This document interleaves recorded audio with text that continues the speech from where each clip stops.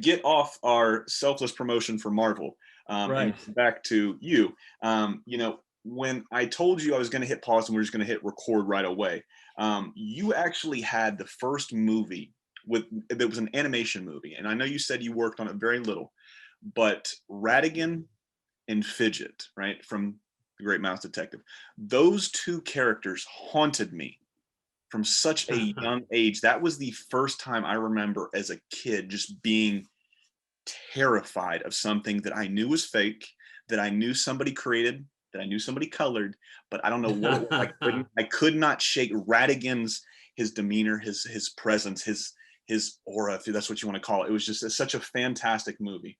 And I would love to know how you got onto this. We talked briefly about it, but I think it's a really cool story for the listeners to hear as well. Yeah, well, I was recently out of Cal Arts and I was freelancing around town, and I was working for this unit of Disney special projects unit that was making Sport Goofy shorts. Mhm. And I got on with the director really well. He's a good friend of mine now, and he asked me to come in house. So I was working there about 6 months, and Disney decided they were going to close the unit down.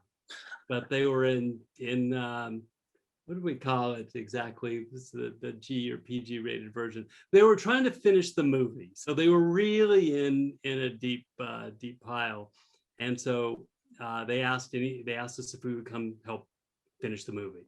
Mhm. So I think I was not good enough to get hired right off the street, but I was good enough to come in and help finish the movie. And I was lucky enough to work for Glenn Keane. I worked in his unit, so learned a lot from him. But the benefit of that is I got to work on some really great scenes during the climax, mostly just little takes.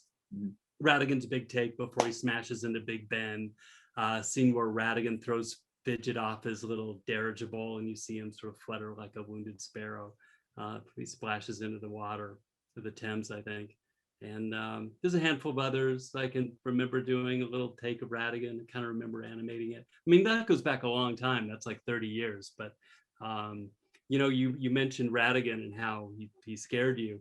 I mean, that's Vincent Price. So here I was like 20 odd years old, and I'm, with all these like giants at Disney feature animation. And really, in retrospect, weren't much older than me. But I remember one day seeing Vincent Price walk down the hallway. I'm like, that's Vincent Price.